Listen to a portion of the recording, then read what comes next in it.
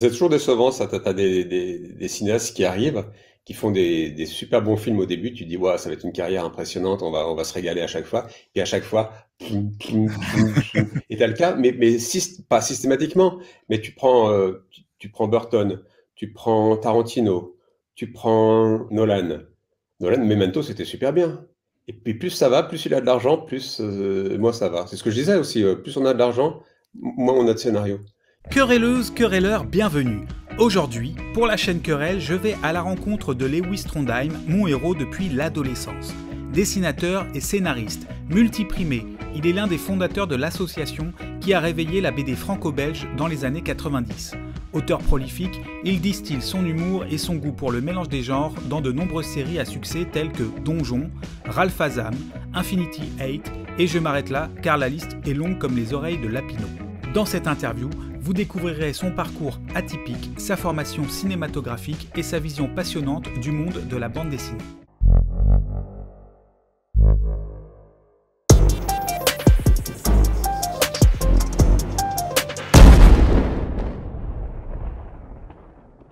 La première question, ça va être, vous souvenez-vous de votre premier dessin publié? Ça devait être dans un magazine dans les années fin 80, mais je sais pas lequel, et c'était sans doute pas payé non plus. Donc est-ce que c'était professionnel? Je sais pas, je pense pas. Je pense que ça doit être le Psychopathe qui m'a payé le premier, qui m'a publié avec Paul Carali au gouvernail. Il a pris sa retraite il y a un an ou deux, et le Psychopathe s'est arrêté avec lui. Et Ouais. c'est un journal qui nous a fait vivre, nous, enfin, Jean-Christophe Menu qui l'a offert, Matt Conture, enfin plein de copains dessinateurs pendant quelques années, parce qu'au début, ben, c'était très difficile de gagner sa vie en faisant de la bande dessinée, surtout faire de la bande dessinée plutôt mal dessinée. C'est ce qu'on disait à l'époque, mais c'était finalement une nouvelle école. C'était une nouvelle façon de raconter la bande dessinée en étant plus du côté de la littérature, avec une écriture personnelle qu'avec un formatage de dessin. C'est le côté littéraire qui vous a plu avant le dessin, finalement. Non, non, c'est raconter des histoires. J'ai toujours voulu raconter des histoires, mais je savais pas comment les raconter, sur quel support. Et un jour, j'ai demandé à mes parents de m'inscrire à un colloque sur la bande dessinée qui se passait à Cerisy-la-Salle en Normandie, qui était tenu par Thierry Gronstein, qui était à ce moment-là rédacteur en chef des cahiers de la bande dessinée. Et là-bas, sur quelques jours, ils allaient parler de bande dessinée sous toutes ses formes. Et j'y ai croisé Jean-Christophe Menu qui faisait un fanzine qui s'appelait Le Lynx, avec Stanislas et Matt Conture. Et j'ai vu des bandes dessinées là-dedans que je n'avais jamais vues ailleurs. Moi, je suis fils de libraire. D'accord. Je vivais au-dessus de la librairie et je piochais dans les albums classiques, hein, Tintin, Astérix, Lucky Luke. Mais voir d'autres choses, c'était pas très courant. Et là, voir des bandes dessinées qui étaient mal dessinées, dans un premier regard, je me suis dit, c'est pas bien, c'est pas mon truc, mais je les ai lus. Et en les lisant, je me suis dit, c'est mal dessiné, mais c'est bien raconté et c'est intéressant. Donc peut-être que moi, avec mon dessin un peu pourri, je vais arrêter. Je vais commencer à faire, pardon, je vais commencer à faire de la bande dessinée. Non, je pensais à ce que j'allais dire après, parce que généralement, on dessine tous, on dessine même avant de écrire, et on arrête de dessiner avant l'adolescence, quand on se rend compte que nos dessins, ils sont pas à la hauteur de ce qu'on aimerait être, de ce qu'on aimerait qu'ils soient. On a un peu honte, alors qu'avant, on dessine à l'énergie. Et nous, les dessinateurs de BD, ben, on est les seuls qui continuent, en fait, par rapport à cette époque-là. Ça me fait penser à Osamu Tezuka qui a fait un ouvrage, pour les apprentis dessinateurs et qui, dans les premières pages, il demande au lecteur de dessiner comme quand il était enfant, quoi, de pas se faites un rond, des bâtons, ah bah, ça y est, vous commencez à dessiner une bande dessinée. C'est les conseils que je donne à tous les jeunes dessinateurs. Je leur dis surtout, euh, ne, ne cherchez pas à dessiner comme d'autres, cherchez à être vous-même. Soyez très lisible dans les textes, vous écrivez proprement le lettrage, parce que si c'est mal écrit, là, on ne lira pas, mais si c'est bien écrit, on va lire, et si c'est mal dessiné, mais que c'est bien raconté, on va aller jusqu'au bout. Vous recevez beaucoup de demandes comme ça de jeunes dessinateurs, de Bah, en conseils? festival, ça arrive souvent, oui, qu'on arrive avec des books, des machins, qu'on me demande mon avis, et c'est souvent les mêmes défauts et les mêmes conseils. Là, ça fait un an que j'ai plus ça, parce qu'il y a la pandémie, donc je suis, euh, je ne deviens plus professeur le temps d'un week-end, mais Donc de temps en temps, on me demande par mail, on me contacte et c'est toujours ces conseils-là qui reviennent. Et vous pointez, là, les jambes ne sont pas à l'amble, c'est ça l'expression ou Non, c'est pas grave si le bras droit et le pied droit sont devant quand les gens marchent. Non, c'est plus par exemple les systèmes classiques de défaut des jeunes auteurs, c'est les hachures. Souvent, ils mettent des hachures un peu n'importe comment pour cacher la faiblesse du dessin. Et ça marche pas parce que c'est pas parce qu'on met des hachures qu'on va pas voir que c'est pas bien fait. Et souvent, comme les hachures sont pas bien faites parce que on n'est pas capable de faire des hachures comme Crumb, c'est très difficile de savoir placer des hachures ou comme Moebius. Donc c'est tout pourri, et c'est encore plus pourri que ça ne le serait sans hachure. on vient vous voir pour les dessins, mais est-ce qu'on vient vous voir pour les scénarios? Non, parce que les scénarios, généralement, je refuse de lire un scénario qui ne serait pas dessiné, parce que c'est trop compliqué, parce que simplement, un scénario mis dans les mains de 2 ou 3 dessinateurs différents, ça fera un résultat différent à chaque fois. C'est une alchimie, la bande dessinée. Il faut vraiment prendre en compte que le dessin va apporter quelque chose. Un même scénario avec un dessin réaliste ou avec un dessin animalier, on voit très bien que c'est pas pareil. Donc je lis pas les scénarios. Et en plus de ça, c'est trop long de lire un récit. Sur une page ou sur 2 pages, on peut dire des choses, mais lire vraiment la tonalité d'un auteur sur tout un récit, je vais pas passer à chaque fois une demi-heure à lire une bande dessinée sur un projet quand je suis sur un stand et qu'il y a une file de 20 ou 30 personnes derrière qui attendent. Je vais revenir vers votre enfance. Vous disiez que vous viviez au-dessus de la librairie, donc vous aviez, libre accès, aux bandes dessinées et ma 2e question, c'était: y a-t-il une case ou alors une planche, si c'est trop précis, une case qui vous a particulièrement marqué dans votre enfance? Je pense que je suis comme la plupart des auteurs de ma génération, c'est-à-dire que le Tintin avec Raskar Kapak qui enjambe la fenêtre dans un des cauchemars de Tintin, c'est un moment assez traumatisant. Mais on s'en remet, hein, ça va. Non, mais c'est vrai que c'est des moments traumatisants comme ça. C'est cette case, oui, je vois très bien la jambe qui passe. Il y a un petit peu un effet horrifique qu'on peut retrouver dans les films d'horreur des années 2000 japonais. Il y avait un film qui s'appelait Ring, où Oui. c'était le fantôme qui sort de la télé. Et il y a cet effet-là d'enjambement. Ça y est, ça rentre dans notre univers. Oui, Là, c'est surtout qu'à cette époque-là, moi, j'avais jamais vu de film d'horreur. C'était Romero avec les morts vivants, c'est quoi, 68, 69? J'ai jamais vu un truc horrifique, quoi. Donc je me retrouve avec un truc comme ça dans une BD où j'ai plutôt des amis. Ça m'a un petit peu choqué. Et du coup, vous avez commencé à lire des BD, enfin à lire, probablement même avant de savoir lire, peut-être, avant le cinéma. Le cinéma, c'était à la télévision, ce que je voyais au cinéma, hein. Le premier film que j'ai dû voir au cinéma, c'est mes parents qui m'ont emmené voir un Disney, ça devait être le Blanche-Neige et les Sept Nains, avec eux aussi des moments terrorisants dans la forêt quand Blanche-Neige est perdue. J'avais pas super aimé. Alors, vous n'aviez pas aimé ces moments-là ou l'œuvre en général, ça a J'avais débordé en pas fait? aimé être surpris dans ma, comment dire, dans mon confort de spectateur, d'enfant, en tant qu'enfant. C'est que les enfants sont à la fois très casaniers et aiment bien les découvertes. Ils sont pas, ça les gêne pas de voir des choses différentes, mais des choses trop différentes, c'est compliqué. Donc moi, j'avais l'habitude de voir des choses plutôt simples et neuneux, et voir des images un peu traumatisantes ou semi-traumatisante, ben c'est bizarre. En même temps, c'est normal, on est dans une société qui édulcore beaucoup. Euh, il y a 3 siècles, les contes de Grimm, Perrault, tout ça, c'était horrible. Maintenant, on censure tout ça. C'est interdit de montrer des choses où on mange les gens, on mange les enfants, on tue les parents. Ça va pas. Vous regardiez uniquement à la télé? Il y a pas de sortie en famille, au cinéma?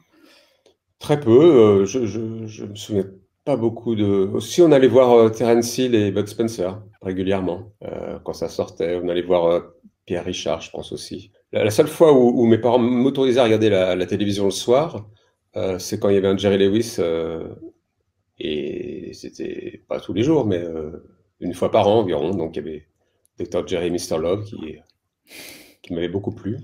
qui m'avait fait peur aussi, parce qu'à un moment, La transformation, oui. il se transforme et on ne sait pas ce qui va se passer. Mais j'étais vraiment très très peureux, hein. Je veux dire, quand j'étais gamin, c'était en 77, je vois la bande-annonce de Star Wars, euh, et je vois Chewbacca, et je suis là, j'ai peur, et je me dis, ça va être un film d'horreur, je vais pas aller le voir, et j'ai pas été le voir.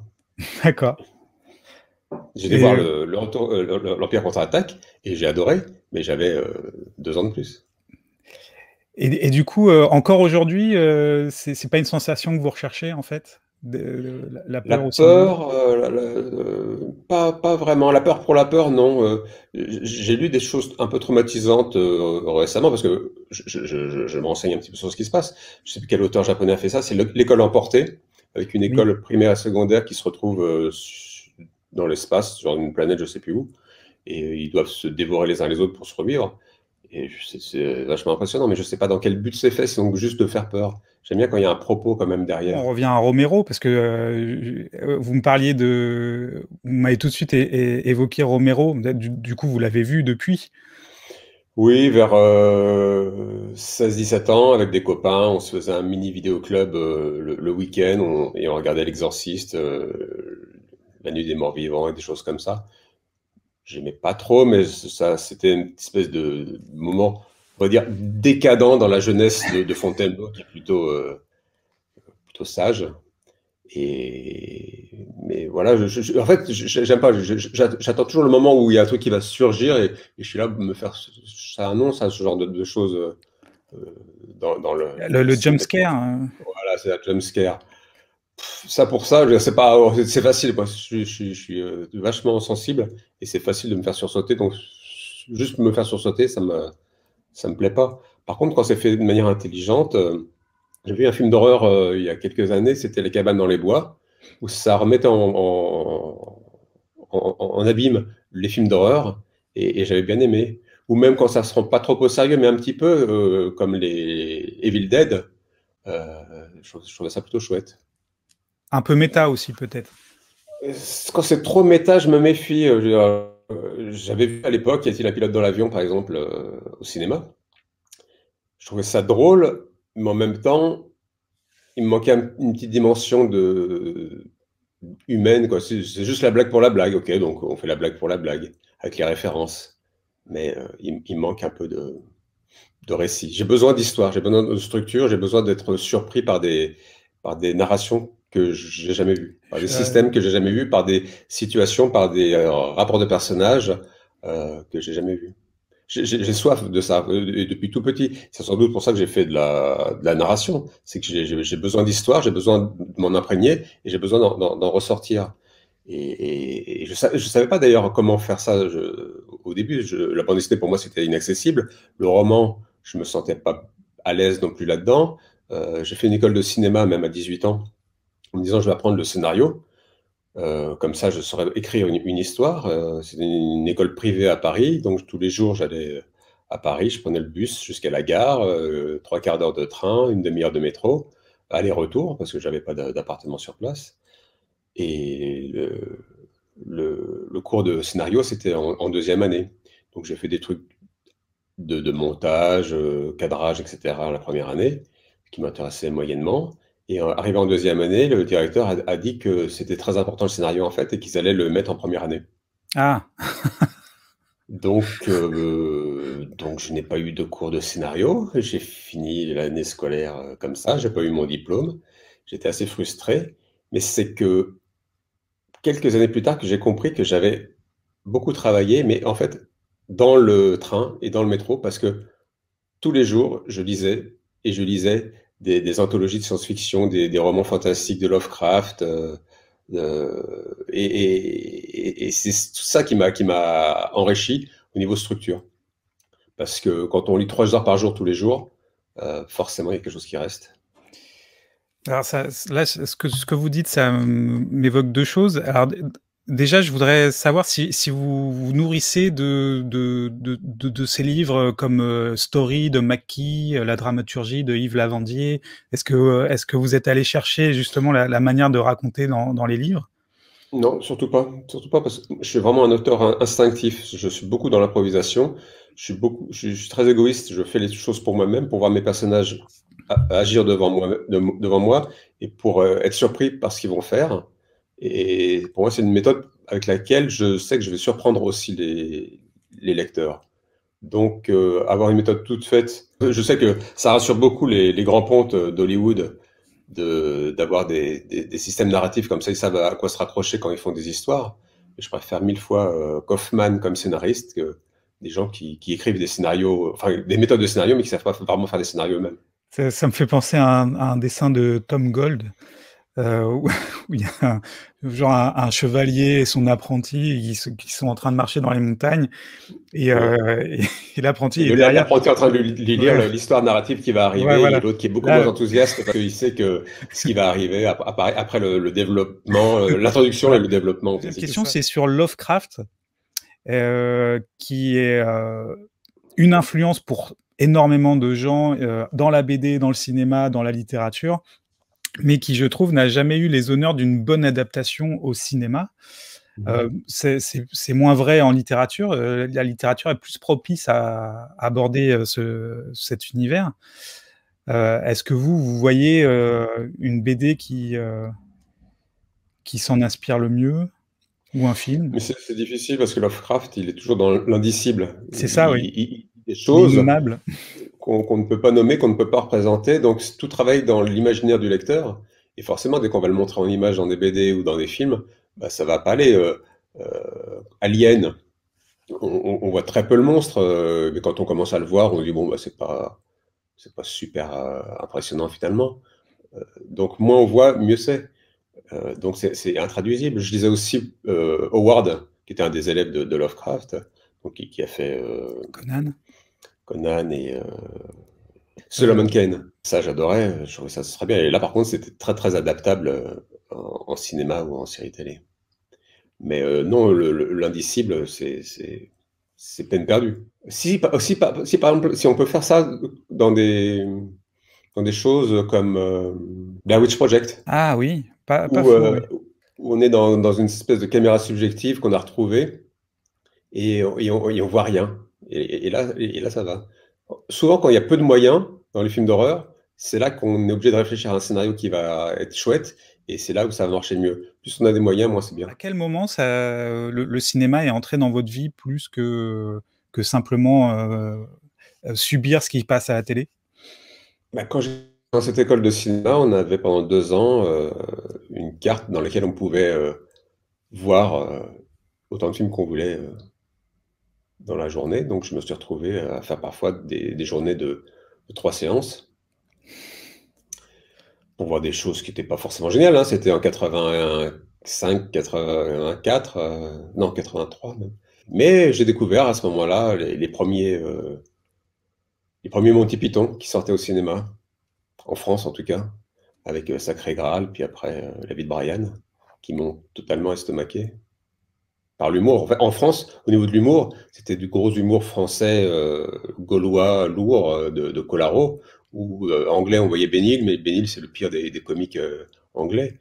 Tout ce que faisaient les Monty Python dans les années 60 et 70, on n'a pas pu voir ça. Et c'est vraiment dommage parce que c'est un non-sens qui nous manque, nous, Français en tout cas.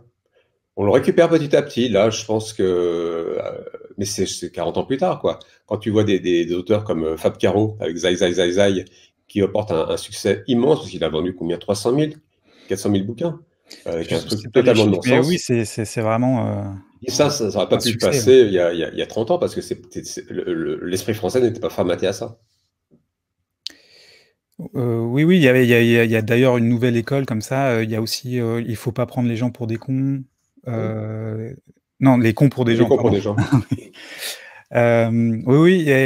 Et du coup, cette influence Monty Pythonesque, elle vous a suivi ensuite? Ça m'a En fait, suivi dans le sens où je me suis souvent posé les questions, voilà, quand j'ai une situation, comment je peux la tordre, comment je peux faire un twist pour surprendre. Comme les Monty Python, ils s'arrangent pour faire, bah, d'un seul coup, c'est des gangs de grands-mères qui attaquent des jeunes loupards. Bon, bah, oui, ok, c'est une situation surprenante et comment est-ce qu'on peut faire sans non plus être totalement toujours dans une espèce de parodie et de trucs absurdes. Mais en tout cas, voilà, essayer de, comme je le disais souvent, arriver à des choses qu'on n'a jamais vues. Mais l'humour, c'était bien une de vos intentions de départ?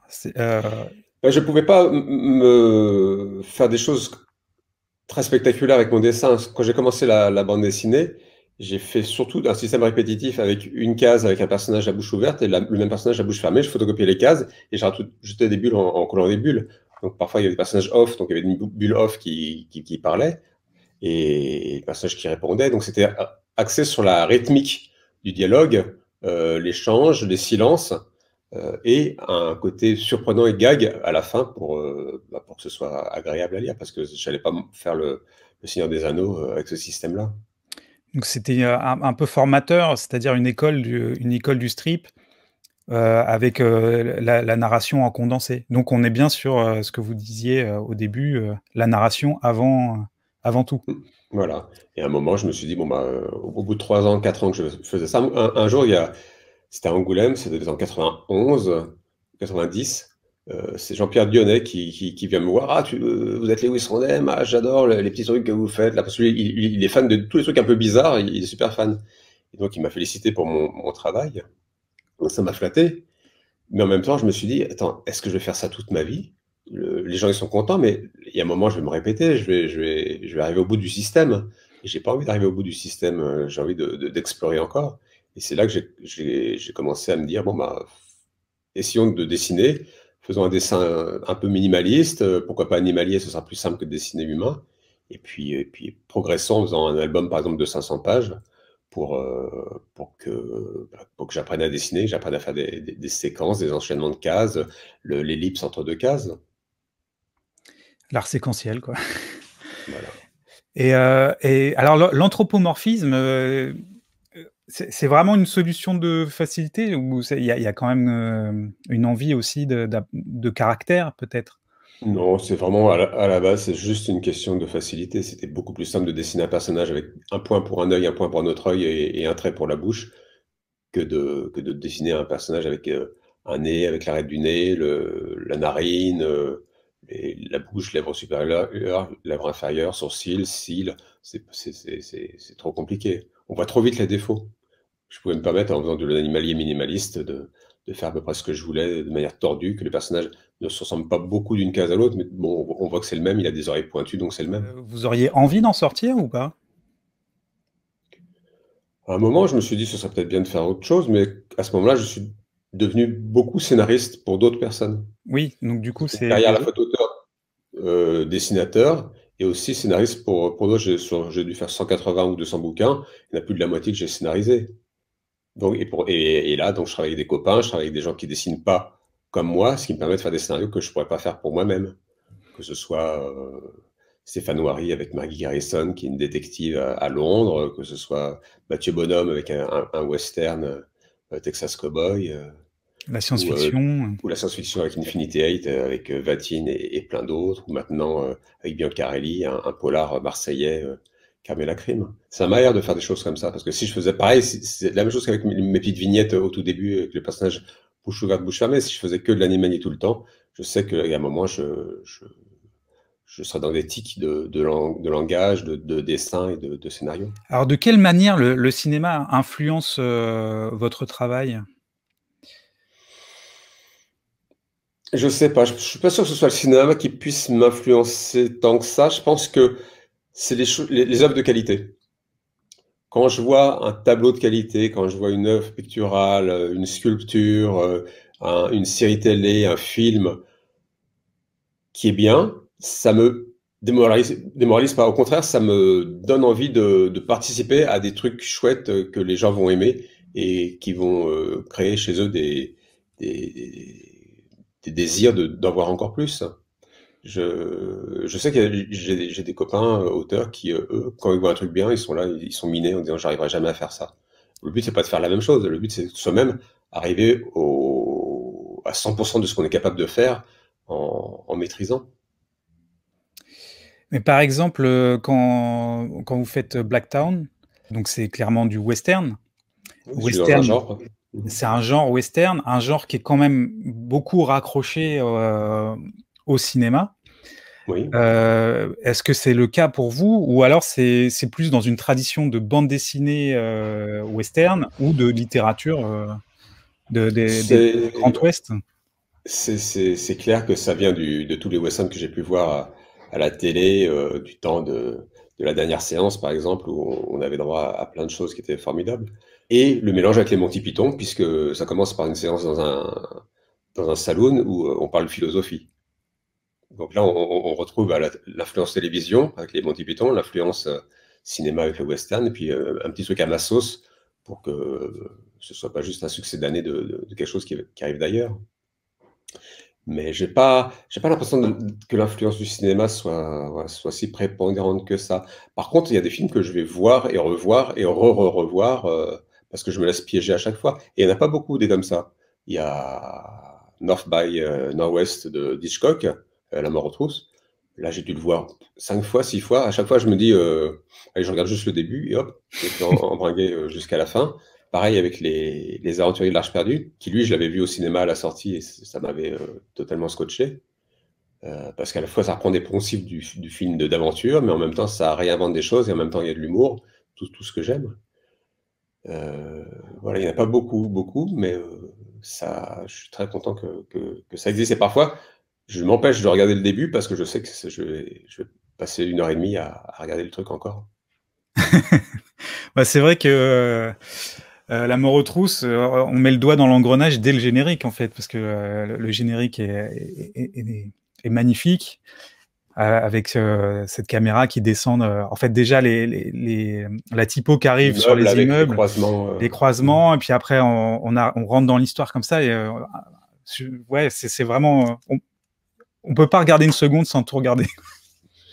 L'autre jour, je préparais une émission sur les génériques, justement. Donc, on a traité Saul Bass, Saul et Hélène Bass. Et heureusement que c'était sur YouTube et que les génériques étaient découpés parce que Saul Bass, en général, on a envie d'aller au bout du film, quoi. Comment vous pratiquez le découpage sans influence de cinéma, en fait? Comment vous voulez montrer vos Je pense personnages? que c'est un faux rapport, la bande dessinée et le cinéma. On pense que c'est Ouais, des cousins et c'est pas du tout des cousins. On n'est pas du tout dans le même rythme. Le cinéma, comme la télévision, c'est des œuvres où le lecteur est plutôt passif, le spectateur est plutôt passif. En bande dessinée, le lecteur est actif. Si moi je fais une erreur dans mon scénario, c'est-à-dire si je fais quelque chose qui à un moment va sortir le lecteur de son hypnose, parce que mon but c'est d'hypnotiser le lecteur, de lui faire oublier qu'il est en train de faire l'effort de lire, de tourner les pages. Si à un moment c'est mal écrit, on comprend pas la phrase, on comprend pas le dessin, on comprend pas l'action, le lecteur sort de cette transe-là et c'est mort. Et si ça arrive trop de fois dans une page ou dans une histoire, il ferme la page, il n'y revient pas. On est beaucoup plus captif avec la télévision et le cinéma. C'est rare les films où on sort de la salle en disant ça me fait chier. Moi, ça m'est arrivé une seule fois de sortir d'un cinéma. Mais c'est juste parce que l'image bougeait. C'était Ran de Kurosawa. Et ça bougeait comme ça. Donc, il y a un moment, au bout d'un quart d'heure, je suis sorti, je me suis fait rembourser. Et sinon, je vais jusqu'au bout. Même des films que j'allais voir à l'époque où j'étais à l'école de cinéma, Raoul Ruiz, des choses comme ça, ou Buñuel, je suis pas fan. J'allais le voir, mais je restais jusqu'au bout, juste pour voir qu'est-ce que ça allait donner. Voilà, le rapport du cinéma. Moi, j'aime pas quand je lis une bande dessinée qui est faite comme un storyboard de cinéma. d'accord. Oui. Genre, on imagine que ça fait un zoom et on s'approche, et puis c'est juste un truc visuel, mais c'est pas on n'utilise pas la bande dessinée en elle-même, on n'utilise pas le noyau dur de la façon de faire d'une bande dessinée. Et souvent, il y a une frustration de certains auteurs de bande dessinée à pas être cinéaste et à faire une espèce de cinéma du pauvre avec de la bande dessinée. Et parfois, il y a même des cinéastes qui n'arrivent pas à placer leur scénario, et ben ils en font une bande dessinée. Ça a été le cas avec Ben X, avec Lautner, ou encore récemment avec d'autres. Hein. Oui, il y a des cas où c'est fait avec Maestria aussi, Jodorowsky qui recasse Dune dans les Métabarons, c'est assez grandiose quand même. Ah, il fait pas d'une non plus. Oui, non, non, c'est vrai, il, il le filtre, ouais. Enfin, il le retravaille en tout cas. Vous parliez justement de vos personnages qui sont j'ai le sentiment qu'ils sont un peu comme des comédiens, en fait, que vous pouvez, ou plus que des comédiens, des caractères. J'ai l'impression des caractères façon La Bruyère, que vous pouvez transposer d'une histoire à l'autre. C'est Mhm. le même corps, mais et le même caractère, mais dans des situations différentes. Mhm. Quelle est votre approche de vos personnages? J'ai fait ça naturellement. Le fait d'avoir des personnages qui sont des acteurs, qui vivent différentes histoires, avec différentes époques, différents styles, ça s'est fait naturellement parce que du fait de mon dessin animalier minimaliste, il n'y a pas non plus 36 000 façons de trouver des personnages graphiquement intéressants. Et une fois qu'on en tient Hmm. un, bah, c'est bien de le garder. Un lapin intéressant, bah, on va le faire une fois avec des dents qui ressortent, une fois avec des grandes oreilles auxquelles bah, les autres auront forcément des grandes oreilles. Qu'est-ce qui va les différencier? C'est un petit peu tout. Un chat, on fait des oreilles pointues, on peut faire des picots sur les côtés, bon, et après on peut faire une tête ronde, puis après qu'est-ce qu'on peut faire? On peut mettre des lunettes ou une barbiche, mais bon, c'est tout, quoi. Donc je suis malgré moi obligé d'utiliser les mêmes personnages pour faire des histoires différentes. Et puis ça me convient très bien. J'ai envie d'interroger votre rapport à l'animation aussi. On parle de cinéma, on n'a pas parlé d'animation, et j'ai le sentiment que c'est quelque chose qui vous attire. Est-ce que vous pouvez m'en parler? Non, ça m'attire pas. Ah bon? Ah, mais Non, j'avais l'impression, parce que il y a eu des projets par exemple sur Donjon. il n'y a pas eu de projet d'animation sur Donjon. Il y a eu pas mal d'adaptations qui ont été faites de mes livres. Bah, il y a eu En- la mouche aussi, il y oui. a eu La Mouche, il y a eu Caput et Zoski, il y a eu Elle les raconte, il y a eu OVNI, qui ont été faits pour des séries animées à la télé. Mais vous étiez complètement en dehors de ça finalement. Sur La Mouche, j'avais écrit quelques scénarios ou co-écrit des scénarios, mais quand j'ai vu le résultat final, parce que après c'est malaxé par des storyboarders, des réalisateurs qui en font ce qu'ils veulent, ça m'a un peu dégoûté du truc. Après, je me suis dit, soyons au moins directeur d'écriture sur certaines choses. Donc sur OVNI et Elle les raconte, j'étais directeur d'écriture. J'ai fait bosser des copains auteurs de bande dessinée plutôt que des mercenaires qui font de l'audiovisuel. Et ça s'est plutôt bien passé, c'est agréable, mais c'est du temps perdu par rapport au travail de bande dessinée. C'est du temps qualitatif en plus pour les séries elles-mêmes. Mais moi, au final, ça m'intéresse pas plus que ça. Quand je vois des gens comme Johann Sfar ou Zep qui adaptent leur bande dessinée pour faire Titeuf ou Le Chat du Rabbin ou Petit Vampire au cinéma, bah, c'est très bien, si ça leur fait plaisir de passer 1 an ou 2 ans là-dessus. Moi, je veux bien, mais je le ferai pas, quoi. Je le ferai pas. Vous perdez l'improvisation, c'est ça? Je sais pas, j'aurais l'impression de bégayer. Et de même, vos confrères Sfar, Satouf, qui réalisent des films, qui passent vraiment réalisateurs, ça ne vous attire pas non plus? Non, moi, j'ai un agent qui s'occupe de l'audiovisuel pour moi, qui me dit, si un jour tu as un scénario, passe-le moi, je passerai des producteurs, je pense qu'il n'y a pas de problème. Et un jour j'avais un scénario, donc je lui ai envoyé, il m'a dit, ah oui, c'est pas du tout Trondheim, mais c'est vraiment intéressant, c'est bien. Donc, bah, je vais chercher un producteur, puis tu le réaliseras. J'ai dit, non, non, je ne veux pas le réaliser, c'était juste, tu m'as demandé un scénario, je t'ai passé le scénario. Et, oh, mais si tu le réalises pas, ça veut dire que le réalisateur derrière, il va le prendre et faire ce que tu n'aimes pas, comme tu as déjà vu sur des adaptations de bandes dessinées à la télé. Et je dis, bah, écoute, dans ce cas-là, on laisse tomber, c'est pas grave. Moi, je ne me sens pas la force, le courage et la capacité d'être 3 mois sur un tournage avec des gens, avec une équipe et à concilier tout le monde. Je suis trop exigeant avec moi-même et je serais trop exigeant et trop chiant avec les gens. À la limite, peut-être si c'est une super petite équipe sur un tournage très très resserré, mais encore, c'est pas mon truc, quoi. J'ai peur de pas être à ma place et j'ai pas besoin d'aller chercher plus d'amour de lecteurs ou de spectateurs. Je veux dire, j'ai une base assez solide de, on va dire, 5 000, 10 000 personnes qui me lisent. Ça me suffit pour vivre et être content. J'ai pas besoin d'aller chercher 500 000 spectateurs ou 1 million ou 3 millions. Euh, je, je comprends que certaines personnes aient envie. parce qu'on peut aussi, pas simplement chercher l'amour, mais se dire, voilà, j'ai envie de développer de la narration de manière un peu différente, faire des choses que je peux pas faire en bande dessinée. Ça, je le conçois, mais j'ai pas ce manque. Ou Et, alors un truc qui peut-être que là j'y pense comme ça, quelque chose qui pourrait se faire, ce serait genre avoir totalement confiance en un réalisateur et lui filer des scénarios de cinéma pour qu'il les fasse lui. de Et faire un en tandem. respectant mon esprit. Là, ce serait jouable, mais je ne serais pas réalisateur. Est-ce que Mais vous c'est rare, auriez, généralement quand on est réalisateur, on a toujours envie de mettre la main dans le cambouis et en faire les trucs à sa sauce.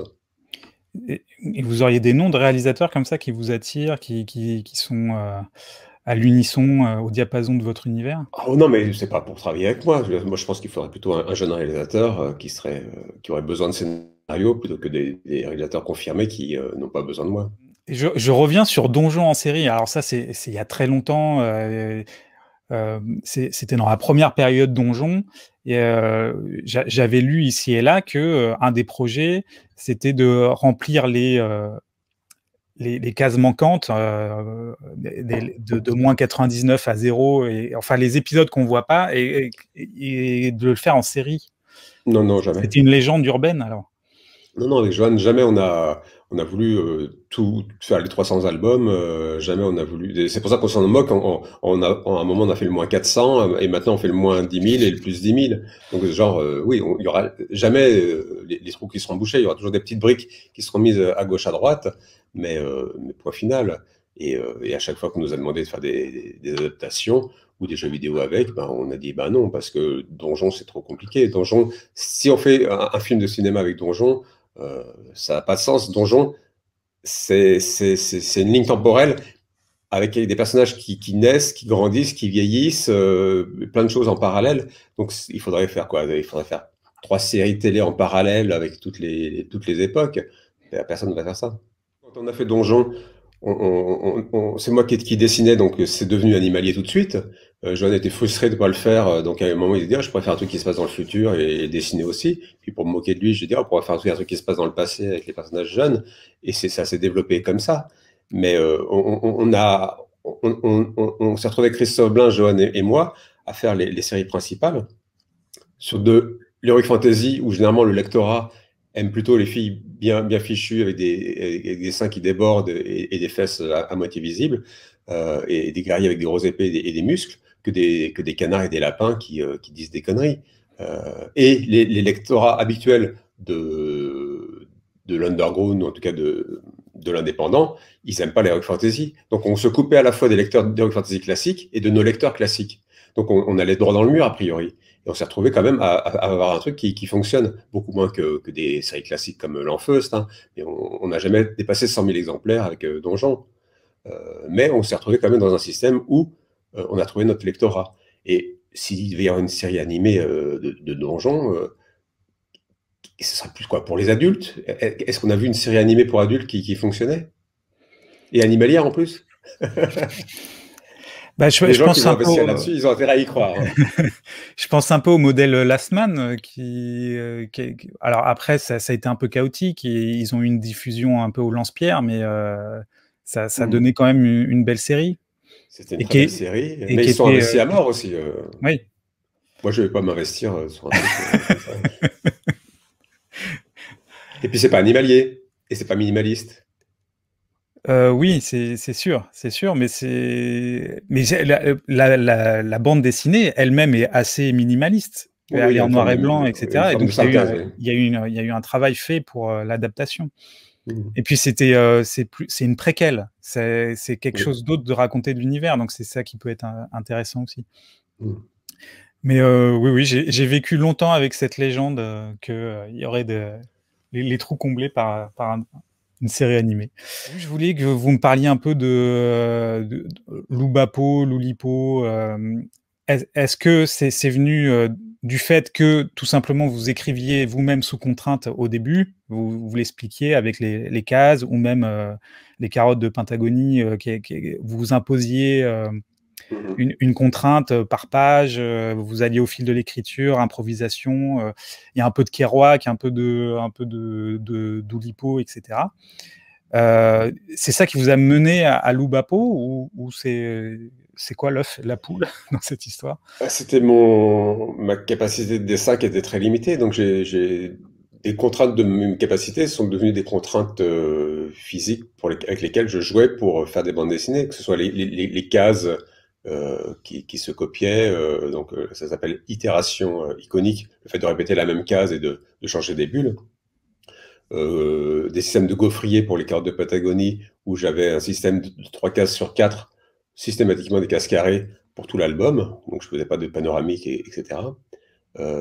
Tout ça, c'est des éléments déclencheurs pour trouver des sortes de récits. Après, quand je voulais dessiner un peu différemment, un peu sans me cacher derrière les dialogues, je me suis dit, faisons un récit sans dialogue, faisons un récit muet. Donc j'ai fait La Mouche pour être obligé de dessiner des décors, pour me forcer à progresser dans ce domaine-là. Donc à chaque fois que je défrichais comme ça un domaine dans lequel j'avais pas été, c'était par le biais d'une contrainte qui me donnait un peu d'énergie et de stimulation. Et donc mon rapport. Et après, c'est créé le Loubapo, l'ouvreur de bande dessinée potentielle, qui a fédéré beaucoup d'auteurs pour créer sous contrainte et lister tout ce qui était possible de faire en bande dessinée avec des contraintes plus ou moins fortes. Mais après, la contrainte pour la contrainte, ça m'intéresse pas. C'est-à-dire que quand j'en fais, je veux pas qu'on voit la contrainte. Je veux qu'on lise la bande dessinée, puis on est content d'avoir lu la bande dessinée. Puis après, on se dit, ah mais en fait, il y avait un système de contraintes. Si c'était juste pour dire, regardez, j'ai fait cette bande dessinée en sautant à cloche-pied avec un marteau sur la tête en équilibre et je dessinais en même temps, oui, mais enfin, si c'est pas très intéressant, on s'en fiche. Et aujourd'hui encore, vous écrivez sous contrainte? Moi, je pense, il y a toujours la contrainte du format. Quand on fait des albums de 46 pages, on sait qu'il faut ce cadre-là. Parfois, là récemment, j'ai fait un livre avec Alfred qui s'appelle Castelmore, qui est un récit de Moyen Âge. La contrainte, c'était de faire des structures de 16 pages à chaque fois, et après passer à un autre personnage. Et puis après, tout se mélangeait. Mais voilà, avoir des systèmes d'épisodes de 16 pages, bon, c'est pas une contrainte très forte. Mais j'ai pas. Mais j'ai fait aussi que j'ai fait des bandes dessinées muettes et abstraites. Là, donc on dit quel système, qu'est-ce que je peux faire pour que ce soit lisible, compréhensible, qu'il y ait une histoire avec un système comme ça. Mais on le fait une fois, on ne va pas le faire 10 fois. J'ai l'impression que là, maintenant, c'est plus le format et le genre qui vous aimez bien maintenant changer de genre assez régulièrement. On en parlait tout à l'heure, la science-fiction, le film noir à détective. Voilà, explorer des choses un petit peu différentes, ça m'intéresse. Alors, quel est votre but en tant qu'auteur? Ouais, c'est compliqué comme question, c'est une bonne question, mais c'est compliqué. En fait, ça évolue avec le temps, ça évolue avec l'âge. Quand on est jeune, on a envie d'être aimé, d'être apprécié, d'être reconnu, gagner de l'argent. Et puis le souci souvent vient du fait que on finit par gagner de l'argent en faisant ce métier-là. Et puis après, qu'on a besoin de continuer pour gagner de l'argent. Donc on fait plus ce métier-là par amour, par plaisir, mais on le fait par nécessité. Et on perd le jus. Donc je pense que c'est important quand on est narrateur de travailler vraiment pour soi et pas forcément pour l'argent, même si c'est toujours présent dans la tête derrière, mais avoir le luxe de dire, voilà, je peux faire ça que pour moi. Et après se dire, mais pourquoi on le fait aussi? C'est un but égoïste, comme souvent moi, le fait de m'amuser, de me divertir tout seul, puis aussi de faire progresser les êtres humains qui lisent pour qu'ils deviennent des humains meilleurs, mais sans être trop pédagogue, sans être trop donneur de leçons. En leur faisant plaisir, en leur faisant rire et en même temps un petit peu réfléchir. C'est une alchimie qui est très complexe. C'est une bonne question. Ah oui, c'est un bon mot de la fin également, donc c'est chouette.